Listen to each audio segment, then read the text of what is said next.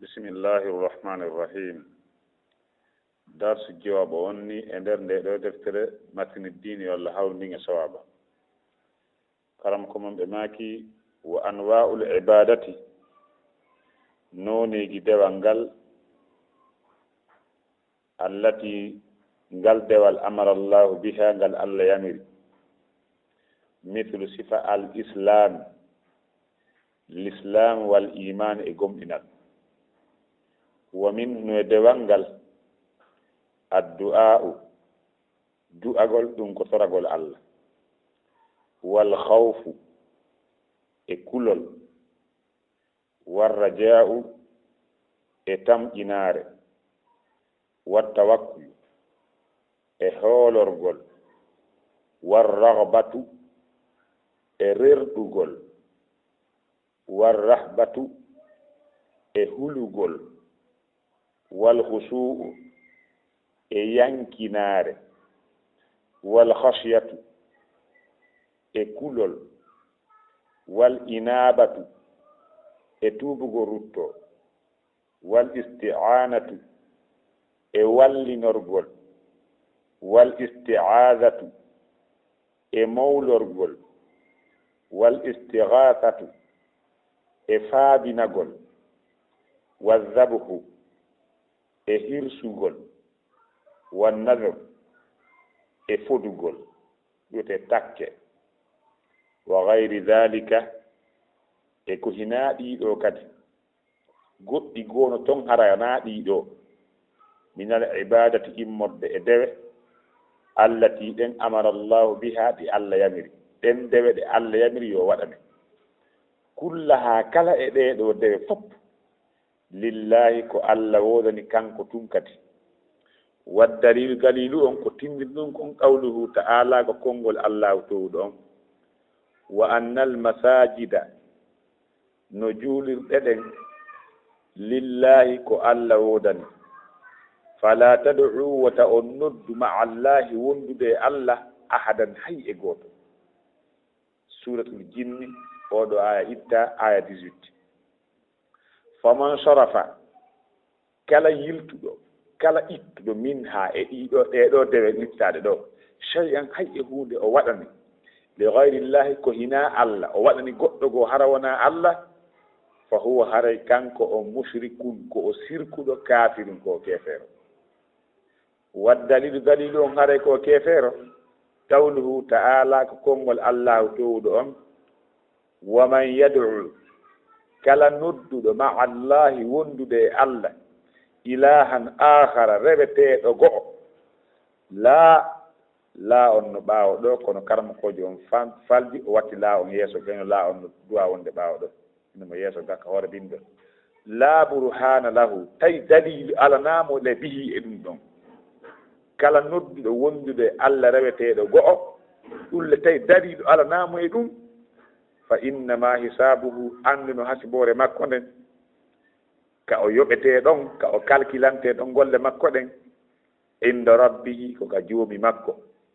innahu no Allah la yuflihu lkafirina kanko o malinta heferaɓe fiw kefeero malata ɗum ɗo ko ka simore mu'minina ayon itta aya 118 وفي الحديث وني حديث مترمذي فيلي الدعاء دعاء ترغول الله مخل عبادتي كمبوسا دوال كونغاني دوال غالنو mo waɗi yani mo rewi Allah o toraki Allah haren way wo neɗɗo mo ala ngandi wala waddali dalilon qawlu ta'ala kongol Allah to ɗon wa qala rabbukum joomi mo wi'i Allah tigi woni ko yewti dow ga ud'uni noddelan torelan astajibu lakum mi jaabinana on innal ladhina yastakbiruna mawnintinotoɓe an ibadati ngay e dewal angal saliɓe rewgol langol sayadkhuluna jahannama ɓe fawi naatoygol jahannama dakhirina hara kadi ko ɓe hoyɓe daroɗen ɗo taw alhamdulillah sawaba haray karam ko men maaki oɗo dartu o ɗo ko ɓanginalngol en nooneji dewal ngal e ñaawore on waɗanɗo goɗɗo goo dewal hara hina Allah ko honɗum waray ñaawore makko nden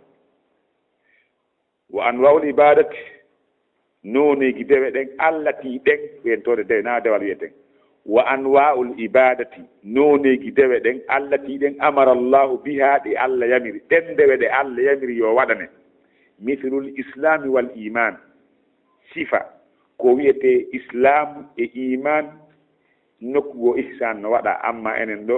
ihsan on waɗaka mislu sifa al iman al islam wal iman e gomɗinal ɗe dewe noon no mari jeɓe no jeeya e mum wamne mum addu'a toragol Allah toro Allah ko Allah woni ko torete toragol Allah ngol ko dewal mawnungal e nder dewe ɗen toragol Allah ko wiyete du'a ko toragol nde hunde rerɗi nde neɗɗo rerɗani ɗaɓɓugol haaju mum on pooɗugol nafoore maaduñugol lorra ɗum wiyete toragol ɗum noon toragol ngol koyo taw toraaɗo on ko himo mari ko okkora himo waawi kadi okkugol yo taw toraaɗo on no mari himo waawi kadi okkugol nelaaɗo maaki addu'a o muhkol ibada du'a on ko muso dewal donc haray ko ila ɗo laati du'a on yani dewal ngal alda e toragol Allah wona fus haray si tawi a reway Allah a torota ko Allah haray dewal ma ngal timmata few ɓaawo ɗum ɗon tuman tawnono e du'agol yankinanagol hatonginɗon e du'a e toraaɗo on yankinanagol mo e mawningol mo e feññingol wonde himo mari si a torike goɗɗo haray holli woni a holli wonde himo mari donc haray ko ila ɗo laati kala on toriiɗo goɗɗo goowo ko hina Allah wona o tororta Allah noon haray kanko ko o sirkuɗo no jeeya e dewal ngal ko wiyete comme alkhawf kulol hulugol ngol alkhawf kulol ngol noon no hulugol Allah towɗo on hula lette makko ɗen hula mo kankala towɗo on ko jeeya ɗum e dewal ko o rewirte Allah daali fala takhafuhum wa khafuni in kuntum mu'minina fodda e huleede si on Allah subhanahu wa ta'ala mo huli goɗɗum ngo wona hulirta Allah haray o sirki wiyaka noon wota hulu boddi wota hulu bandi wiyaka ta hulu ɗum donc kono noon si a huli goɗɗo kulol defaygol ma yedda Allah haray ɗi probléme donc haray ɗum ɗon ne jeeya e ko wiyete comme dewal mais toon kadi ko wiyete comme arraja'u tamƴinagol ngol ko wiyete raja'u ko tamƴinagol moƴƴere nde habbiɗa e junngo goɗɗo taweɗa wonde tama wonde a heɓay yo noon goɗɗo wota o tamƴinoro mo jogaaki no jeeya e jofoyagal tamƴinorgol goɗɗo mo waawanama pus tamƴinode on no waɗante goɗɗum si a tamƴinore yo taw tamƴinori e jungo waawɗo marɗo waawɗo mo wallude konko faalaɗa ɗum noon ko Allah woni marɗo ko kanko woni waawɗo hokkugol donc faman kana yarju liqa rabbihi kala laatiiɗe mo tamƴini fottugo e joomum makko falyamal yo gollu amalan salihan wala sugu bi ibad rabbi ahadan donc haray de tamƴinagol ngol ko jeeya ɗum e ko wiyete dewal no toon kadi ko wiyete kon wat tawakkul hoolorgol Allah ngol ɗum ɗon kadi ko dewal moolanangal noon hoolorgol Allah ngol ko jeɓal e nder jeɓe ɗe tawata hara neɗɗo on si o rewiri goɗɗum ɗum ayani si o waɗani ko hayna Allah hara o sirki ko wiyete hoolorgol ko a tawakkul bi mana ko yankinanagol Allah ƴettugol fiima on fof fawa Allah jugginoɗa Allah hooloɗa fiɓoɗa wonde Allah walla to heɓa ko faaloɗa kon o dante ko huɗuɗa kon wa tawakkal ala llahi wa kafa billahi wakila hoolor Allah kay yoni hoolorteɗo donc kala on hoolorto goɗɗum ko hina Allah gaarawol ma biiniiri ma o hoolori talkuru ma o hoolori gaaraaji fiɗaaɗi ma o hoolori karamakoojo ma saykhuru jo ko hina Allah haray kanko kadi o perdi c'est pourquoi hoolorgol Allah ngol ko dewal ɓernde yanko no ton ko wiyetee kon kadi ar-raghbatu rerɗugol ngol kadi ko dewal rerɗugol ngol raghaba on ko dewal rerɗugol ngol noon e raja on ko hunde wotere raghaba ko rerɗugol e ko goɗɗo jogii tawayɗa faalaa ko jogii kon donc haray yo neɗɗo o rerɗu e ko Allah jogii kon tawa ko Allah mari kon o faalaa di ko goɗɗo goo jogii kon sabu ko Allah no jogiiɗo ko lannata no jogiyata ko de kon dewal wa rahbatu hulugol rahaba e hawfu fof ko kulol rahaba on kadi ko kulol donc haray kulol kadi kulol Allah ngol no ko dewal hulugol Allah ngol ko dewal kulol puusay ngol ma ya waɗa ko yamiri ma kon acca ko o haɗu ma kon no ton ko wiyete kon alkhusuu yankinaare nden ko yankinanagol Allah ne o yeeso makko hat tawa ne o no faalaa ko jogii kon no huli ko o ledde makko ɗen ko wiyete yankinaare donc haray no ton kadi ko wiyete kon alkhasiyat kulol alkhasiya e hawfu e rahaba fof ko hunde wotere kulol no gan no kirtata ko firata e kulol hawfu ko kulol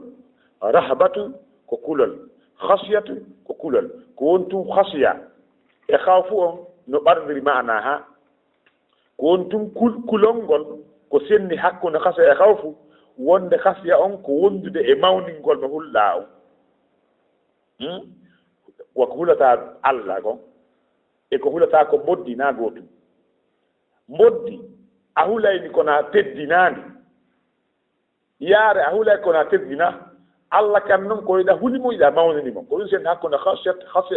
e hawfu on no ton ko wiyete kon al inaba tuubu ko rutto ko dewal al inaba tuubu ko rutto neɗɗo koyo o tuubu o rutto ko Allah towɗo on o tuuba o tamɗinonde Allah yawtantomo junubaji makko ɗin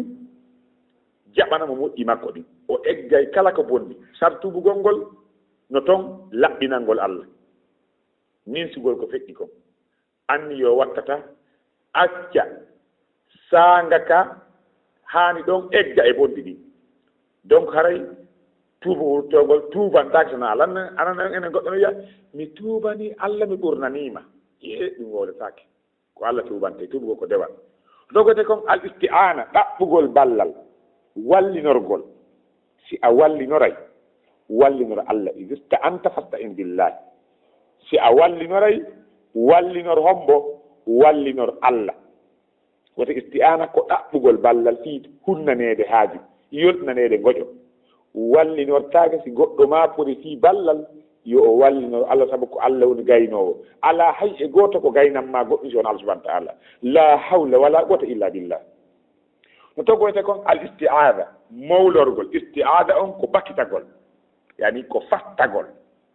donc ne tawno ko Allah waawi dandude ko isti'ada on golliraamo haray hiɗa huli goɗɗum jooni noon wonaa ya mawlo e jinnaaru wonaa ya o mawlor e saykhuru wonaa ya mawlor e ɗaburu mawlor Allah ko Allah woni ko mawlorte sabu ko Allah waawi dandude si a mawloriiɗo talkuru ma biiniri ma karamakooru acci Allah ara perdi mawlortaake son Allah subahana taala o ton koyte kon kadi wal istighatha al istighaathatu ko faabinagol bi maana talabul gaws ɗaɓɓugol faabo ngo kam no jeeya e ko wiyete kon dewal ɗaɓɓugol faabo ɗum noon ɗaɓɓugol faabo ngon kadi ko e nder probléme ko si neɗɗo heɓii sattende o heɓii soñdia o heɓii masibo o ɗaɓɓa faabo jooni noon ɓaa noon ko Allah woni faabotooɗo on wota ɗaɓɓiri goɗɗo faabo hara on tigi naa ko gaynata kon amma noon si tawii goɗɗo hiite huɓɓii faaboreede ndiyam ɗum ɗo wonaa sirku e ko nande ɗum kono faaboree men arsike men Allah jogii arsike ko nande ɗum faabino tan sono subahana taala ton ko te kon asabu hirsugol ngol ko hibbugol ƴiiƴam nan noon mbuyno made probléme ɗon ƴiƴana hibbede nokkele ɓoyi hara ko sirku wona hirsugol fi hottugol suudu hirsugol fi didugol suudu hirsugol fi raɗagol jinne e fitare ɗum ko hombo hirsana ko Allah hirsana wallahi ko jinnaji ɗin hirsana man dabaha li gayrillahi hara Allah no huɗani Allah no huɗi ɗum hirsantake si wona Allah si tawiɗa faala defugol fi hottugol tawi maɗi ƴan hibbe ɗo sowde tewu defa donc hara hirsugol ngol mo hirsi koyne Allah ta perdi o to ngara wiyete ko an nazar takkugol fodugol no toon fodaari ko wiigol jooni mi yahugol jooni fodaari harmoniri no toon dagi no toon añaandi no toon fodaari dagi yimɓi mi tawina añiindi ko wiigol mi fodii fodde mbiɗa wuuri mi hooray balɗe tati rewdi ɓe ɗum ko fodaari noon ko dewal hare waɓɓike mo huugol balɗe tati hoora lewru ɓe hoora ko fodaari dagiimi noon no toon fodaari añiindi wiigol si Allah sellinii o boobo am mi hooray ñallal ma mi juulay tel hare no añini si tawi noon Allah sellinii boobo ma on ɗum ɗon a hooray si Allah sellinaa ɗum noon o maayi alaa hoorde fawaakima kono ndin ɗon fodaari no añini wiigoo ko si Allah waɗilanmi am mi waɗanamo ɗum ɗon añini donc amma fodaade halmini ɗi ko wiigol si Allah sellinii o boobo am mi hirsene saki ko kaari ka gaburu makko tel najje ma dadmi e ko nande ɗum noon ko harmu mami si heeɓi mi yara e beere ma mi wujjay ko nande ɗum kadi funnugo fodata ala e yeddugal so ɗum ɗuma foti noon nayo sini fodore makko nde donc wa gayru dalika e ko hina ɗum ɗo minal ibarati immode ndewe Allah tiɗen amara llahu biha ɗe Allah yamiri kullaha kala ɗiɗo lillahi ko Allah wodani waddani dari ɗon qawlu ta'ala ko konngol allahu towɗo on wa annal masajida no juulirɗe ɗen lillahi ko Allah wodani fala tad'u wota on noddu ma allahi wondude Allah ahadan hay e goto faman sarafa kala yiltuɗo kala ittuɗo min ha e ɗiɗo shay'an hunde de gayla harna Allah waɗani fo ware kanko musirgun ko sirguɗo kafirin ko kefere waddani dalil on qawlu ta'ala konngol towɗo on wa man yad'u kala nodduɗo ma Allah ndude Allah ilahan akhar reweteɗo go'o la burhana lahu biite dañi alna e muɗum fa innama hisabuhu andino hasibore makko nden inda rabbi ko ka joom makko innahu no ko woni la yuflihu malintaki alkafiruna heferaɓe o fil hadis woni hadis addu'a du'a mokkol ibadi ko muso dewal waddalil dalil on qawlu taala ko ngola towɗo on wa qala rabbukum joomum wi ad'uni noddelan astajibu lakum mi jaabinana on innal ladina no ɓe yastakbiruna mawnintinotoɓe an ibadtinga e dewal angal sayadkhuluna jahannama ɓe fayinatugo jahannama dakhirin hara koɓe hoyɓe kan oɗo darsu men nde wonde naforeji julɗo e gonga ko wiyete julɗo tigi ko on laɓɓinanowo Allah dewe ɗen tawa ko Allah tun waɗata dewal makko ngal amma ittugol dewe ɗen waɗana goɗɗo koyna Allah mo waɗi ɗum haray ko sirkuɗo ko o keefere e mawlori Allah e ɗum du'agol toragol Allah ngol no mofti ko wiyete mawningol Allah e laɓɓingol mo e yankinanagol Allah yankinagol noddowo on e yankinagol ne o mo yeeso makko subhanahu wa ta'ala eno toragol ngol no e muɗum tamɗinorgol Allah ɗaɓɓurgol mo wonde mo jogii donc raja Allah wa talabuhu wa lihada wasafa rasulullah bi annahu wal ibada wala nela sifi wonde de toragol ko dewal toragol Allah ko dewal du'a ko dewal sanani du'a ko dewal donc haray Allah kambani kadi kala on nodduɗo ko inama kanko Allah kambani on wonde wonata jahannama donc haray mo waɗi ɗum haray mo torike goɗɗum o ko ina Allah haray on mo toriɗa wawanama ɗum ko Allah tun wawanma toroɗa ɗum goɗɗo wiyaka okkore elan ndiyam mi yara okkore elan sampara ɗum tawaka nder ton mo torike goɗɗum go neɗɗo wawanama ko ɗum ko ina Allah torike mo ɗum ala wona tefangol mo ma on okkorgol ma ɓiɗɗo e ko nandi e ɗum ma arsugol ma mantegueran haare on noon ko keefeero ara nun ɗum ɗimmun ɗum ko ka jahannama o luttoto yalta nder ton donc hay nonigi dewal ngal no ɗuuɗi moƴƴana yo Allah hawrne e ha sawaba haara dewal goto jaɓetaki sowona sartigi tati timma aron ɗum tawi ko julɗo waɗi ɗimmun ɗum taw ko fi Allah waɗana tamuɗu taw ko nelaɗo jokka e muɗum haray mahin naɓide mba woɓɓe watti wullitade wonde ala naɓidede joni koye naɓude fi no ɓe wawira Allah hawrne sawaba mahin wa anwa'ul ibadati noneji dewal ngal noneji dewe ɗen wa anwa'ul ibadati noneji dewe ɗen allati ɗen amara allahu biha ɗe allah yamiri ɗen mithlul islami sifa l'islam wal iman e gomɗinal wa minnu e muɗum addu'a'u toragol wal khawf e kulol war raja'u e tamƴinagol wat tawakkul e hoolorgol war ragbatu e rerɗugol war rahbatu e hulugol wal khusu'u e yankinare wal khasiyatu e kulol wal inabatu e tuubugo rutto wal isti'anatu e wallinorgol wal isti'adatu e mawlorgol wal istighathatu e faabinagol wal dhabuhu e hirsugol wal nadhr e fodugol wa gayri dhalika e ko hina ɗiɗo min al ibadati immorde e dewe allati ɗen amara allahu biha ɗe allah yamiri kullaha kala muɗum lillahi ko allah wodani waddalilu dalilu on qawluhu ta'ala ko konngol allah towɗon wa annal masajida no juulirɗe ɗen lillahi ko allah wodani fala tad'u wota on noddu ma allahi wondude allah ahadan hay e goto faman sharafa ɗo ko suratul jinni ko ka aya o itta ɗon woni ɗon faman sharafa kala yiltuɗo minha e ɗeɗo dewe shay'an hay e hunde li gayrillahi ko hina wonande allah fa huwa hara e on ɗon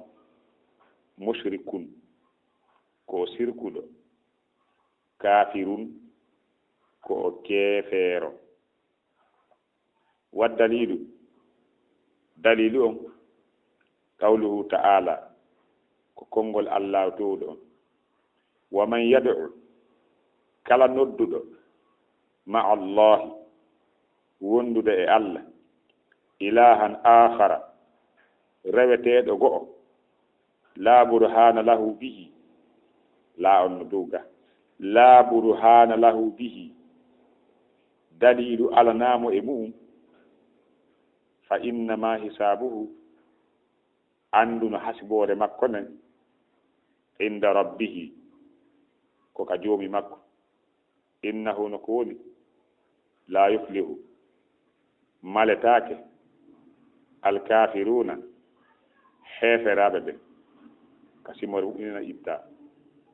wa fil hadith woni e hadith addu'a'u du'a mukhul ibadati